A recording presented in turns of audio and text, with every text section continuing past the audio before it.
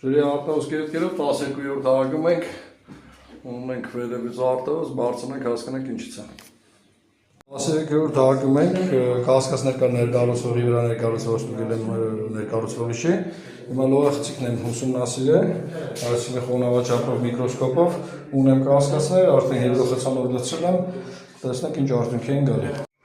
Դա ինչ արտահոսքը ստացված է, այսինքն լողախցիկից է, աներմետիկ է,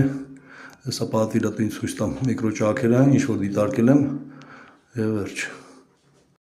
Մեկ է խորհուրդս Հայետ ջան, երբ որ լողախցիկի մեջ տրապը տեղադրում եք, նամանավանդ եթե հետևը գիպսակարտոնի պատա, անպայման տրապը մոտարապես պատից մի 10 սանտի, 7 սանտի հեռավորություն պահեք, որ կարողանաք կոնտրուկլոն անեք, այսինքն դեպի տրապը ինքս ամբողջովին չգնա։ Հիմա այստեղ հիմնական պատճառը լինելու է այս